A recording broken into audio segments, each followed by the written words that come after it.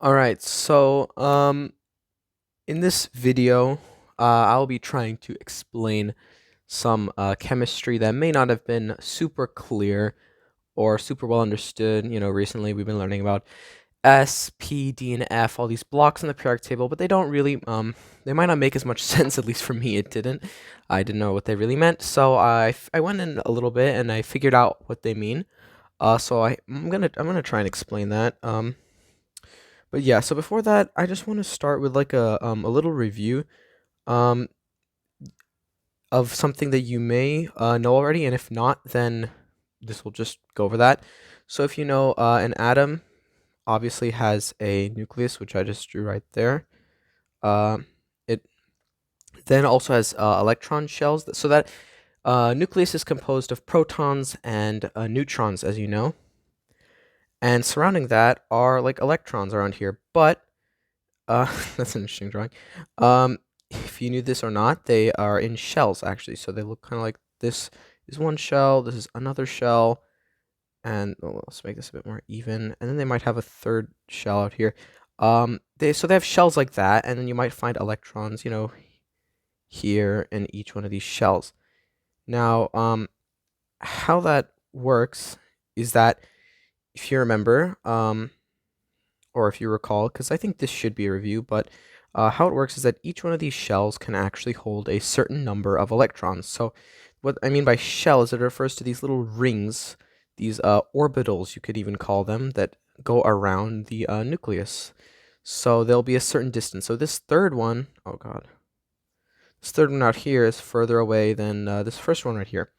But there's actually a formula that tells you how many electrons should be in each one of these shells. So in this first shell, there are actually supposed to be 2 electrons. In this second shell, there are actually supposed to be 8 electrons. And in this third shell, there are actually supposed to be 18. Now, depending on the number of electrons an atom may have, the number of shells may increase. So, like, if we take hydrogen for example, it probably won't have these outer shells because it only needs one for the single electron it has surrounding it. But for most, the ones you really need to know are these first, second, and third. For bigger elements that might have more electrons, there might be even a fourth or a fifth shell. But yeah, it could just goes infinitely like that. And the formula to find how many electrons are going to be in each shell is 2n squared. Now, where n equals the shell number. So if we go back up here, this first shell, n is equal to 1. Here, n is equal to 2. This n variable is just what we use to represent the shell number. And then this one would obviously be 3. So if you actually plug in these numbers into this formula, you find that the amount of electrons in each one of these shells comes out to be true. So if you plug in 1, 1 squared is 1, 1 times 2 is 2. So this first shell can hold a maximum of 2 electrons. Hopefully this should all be review. If not, then you kind of got an explanation of how these electron shells work.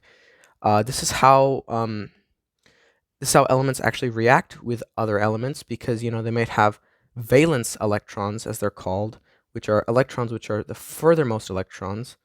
Valence electrons are electrons that are on the outermost shell of an atom. So if we take like oxygen, so it has, I think its atomic number is I believe it's 6, which means, or actually I don't remember. No, I think it's, let's just take nitrogen. Nitrogen is 7. So it has 1, 2 here, that fills up the first shell. Then it'll move on to the second shell, because this first shell can only hold 2 electrons. This next shell can hold up to 8. So it'll go like 1, 2, 3, 4, 5. So now it has 7 if you count them all: 1, 2, 3, 4, 5, 6, and 7. But it needs to fill this outer shell, because so this this third shell doesn't really exist in the case of nitrogen, because it doesn't even have enough electrons to even make it to that shell. But in order for an atom to be stable, it really needs to do two things. It needs to either number one, it needs to have, well, it needs to, oh god, it needs to do both of these things. It needs to have the number of neutrons to be kind of similar to the number of protons. If you remember, we did an activity a few weeks ago, and you saw that the atom started shaking or it was unstable when it didn't have enough neutrons for the amount of protons. And the second thing is that it needs its outer shell to be full. So here, this outer shell is supposed to have it's supposed to have 8, but it only has 5. So what nitrogen will try to do is it might try to react or take electrons from another element that perhaps needs to lose them in order to gain 3 more here. So I'm gonna put that in like a different color.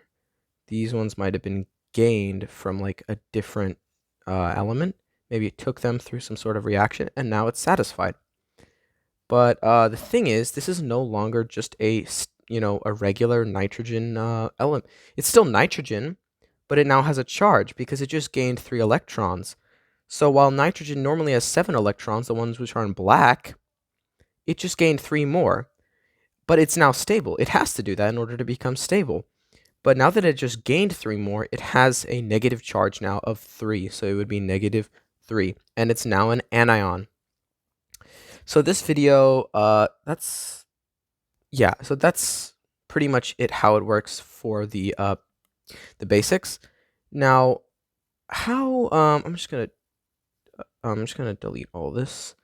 Now, how the S, P, D, and F thing works is that let's propose now that there are subshells, like shells within shells. So if we drew a little nucleus here, normally we would have one shell, then a second shell, and then like a third shell like this, right? It could go even further, but now we're going to propose that there are subshells, like there are little shells within that shell.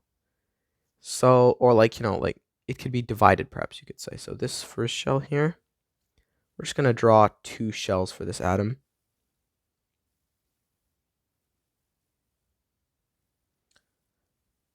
You'll see how it works in just a second. I'll just draw it really quickly.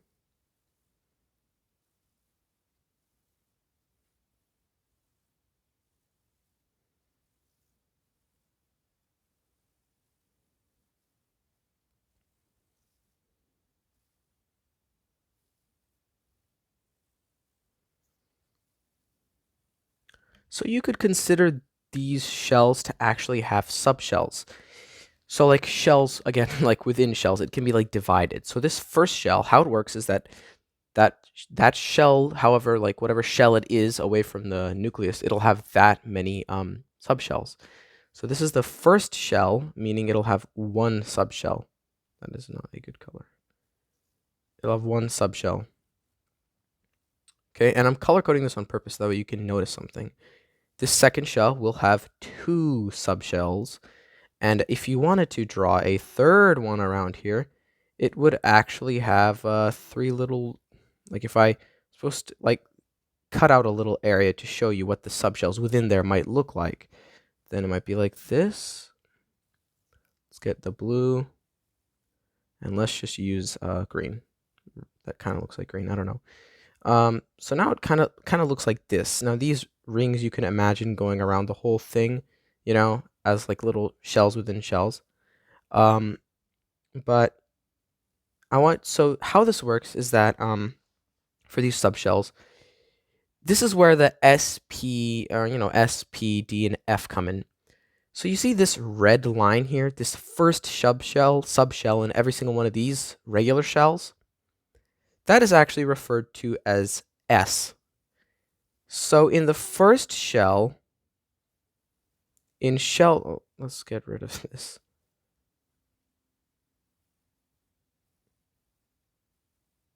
My bad. Stroke eraser. Yeet. Get that all out of there. So in shell number one,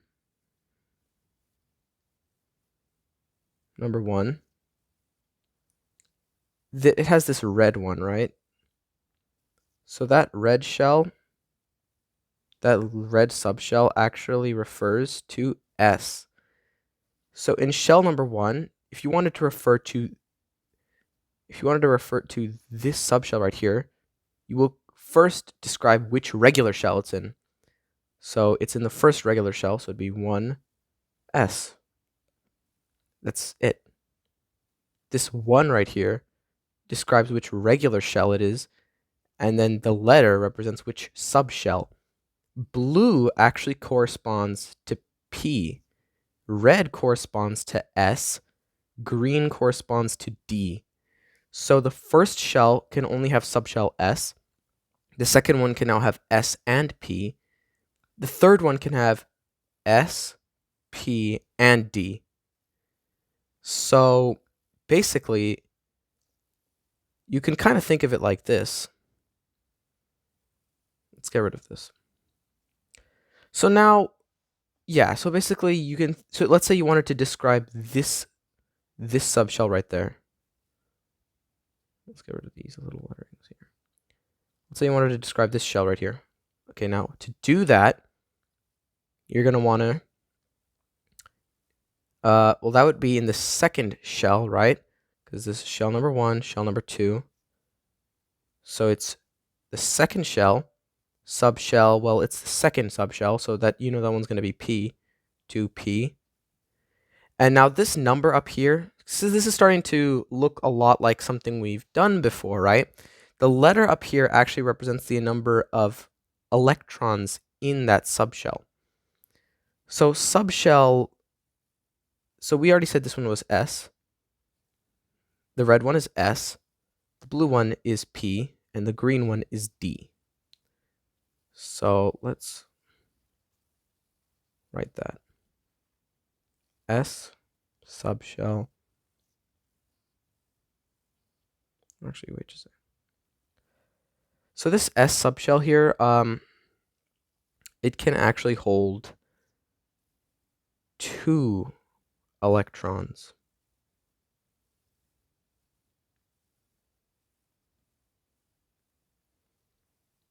And this actually makes sense because let's look at the first subshell. You know, this entire shell here can only hold 2, because according to that 2n squared rule we established earlier, this first shell can only hold 2 electrons. The S subshell can also only hold 2 electrons, and since that's the only subshell within this first shell, then that essentially means it can only hold 2. Now if you look over here, this entire shell, this entire second shell, can hold 8 electrons, right? If S holds 2 electrons, or sorry, yeah, 2, then P actually holds, 6. Because P actually does hold 6.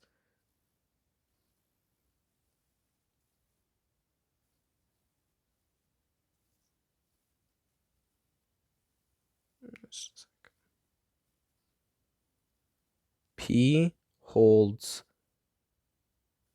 6 electrons.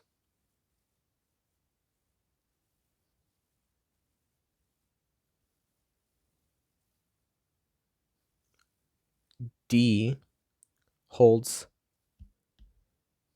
actually holds 10 electrons. These numbers might sound a little familiar. If you remember on that periodic table assignment, when we were just putting random numbers, remember D10, P6, S2, right? It starts to sound a little familiar. Now, we've gone over that so that each one of these electron shells can have subshells.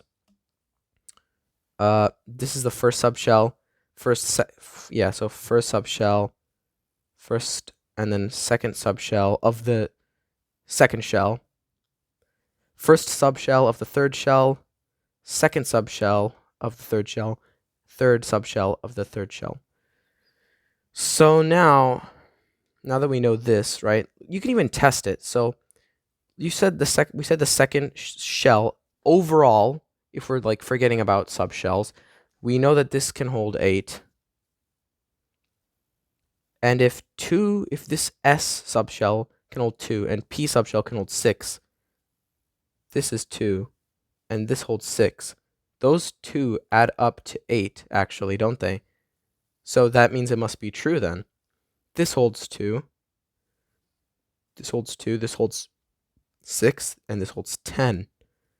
10 plus 6 plus 2 is actually 18. And if you remember, this third shell as a whole can hold 18. So it is actually true. I just like to show it to you, because sometimes that can be helpful. Now, this is where it'll start to make more sense.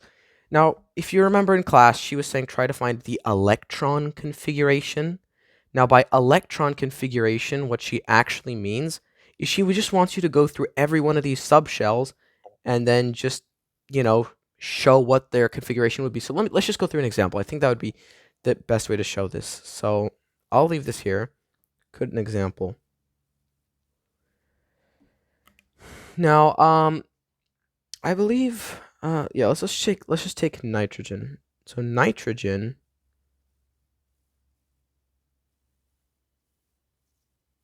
it has 7 electrons, actually. Well, I can't even fit the word in there, but it has 7. I'll just use this denotation, 7 electrons. This just refers, this sign right here, that just refers to electrons. So yeah, now it has 7. All right, now let's say the question was to find the electron configuration. Essentially, what she wants you to do is just show each one of these shells getting filled up until the point where it shows the total number of electrons. So 7 electrons. Let's look at the first shell. The first shell has subshell S.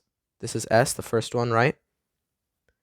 So this becomes, the first letter would be 1s squared. Now, why? 1 here refers to the shell, complete shell. This is the first shell, isn't it? Okay. This S refers to the subshell. This is the S subshell, is it not?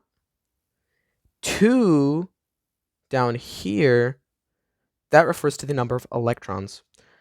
So there are actually 2 electrons in this subshell, as we mentioned here. And that shell is actually full. So 2 are here. 2 are here, right?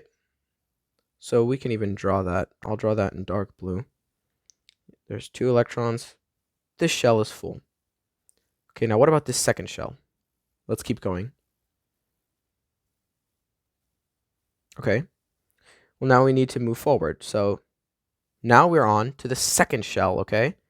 The second shell right here. Now in this second shell, it has 2 subshells, S and P. S refers to this inner subshell. P refers to this one. P refers to this one. S refers to this one. Now, S can hold 2, right?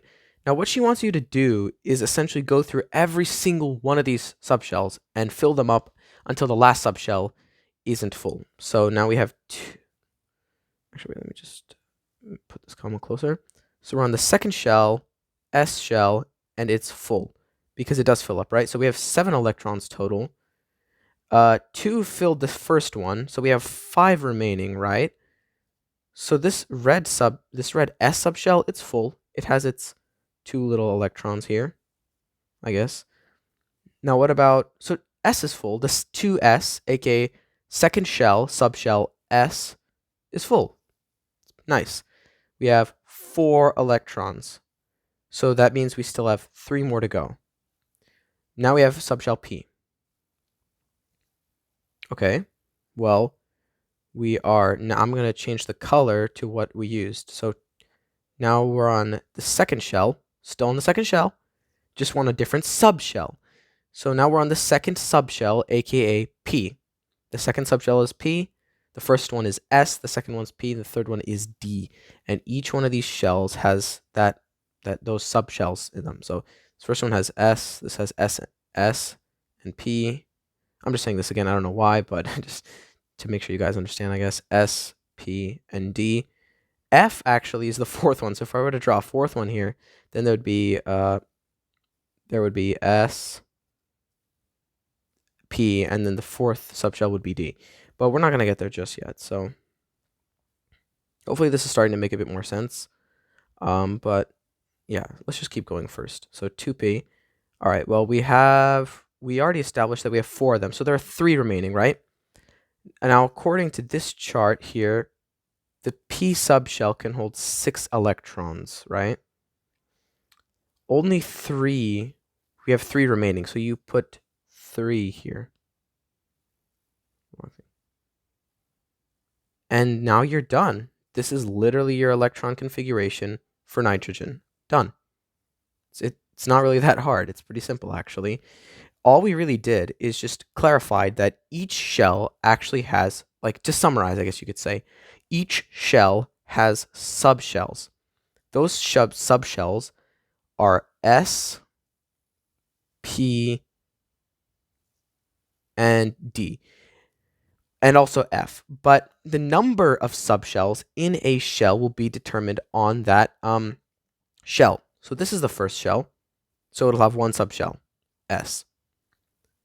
This is shell number 2, so it'll have 2 subshells, S and P. This is the third shell, so it'll have 3 subshells, S. God, that is a horrible error. What is it? Oh God, S, P, and D. Now, if we were to draw an imaginary 4th shell out here, I want you to pause, or maybe just say it out loud, or guess how many subshells do you think this one would have? Did you guess 4? Because if so, yes. And if there was a 5th shell, it would have 5 subshells. If there was a 6th shell, it would have 6 subshells. The number of subshells is related to the shell it is. So if there was a 4th shell here, it would have, and let's just say given an imaginary thing, it would have S,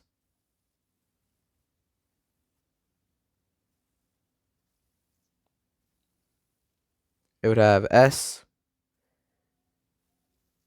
oh no, wait, it would have S, P, D, and there's actually another one called F. F is the last subshell.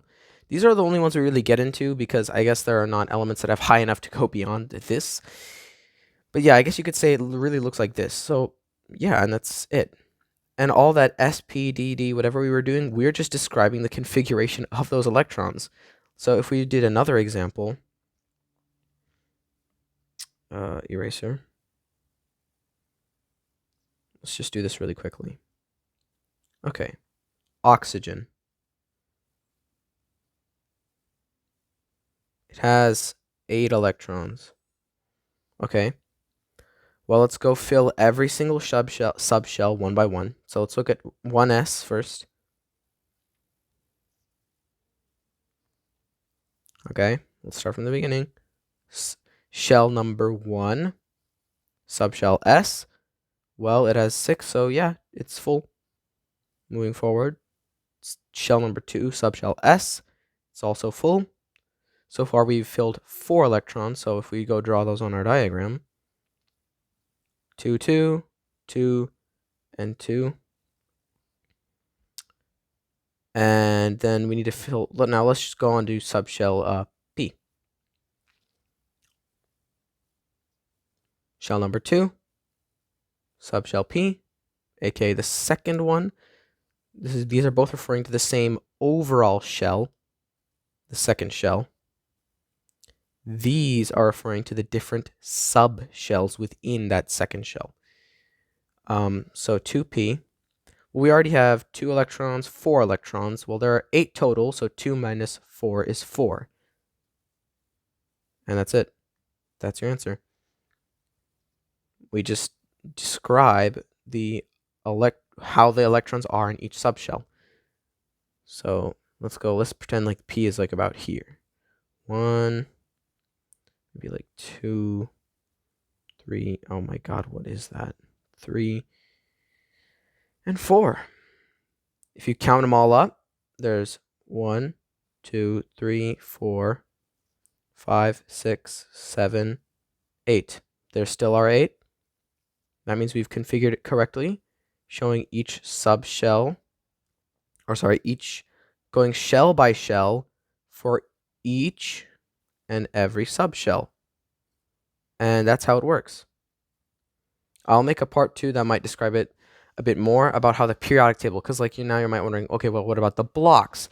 I'll explain that in another video.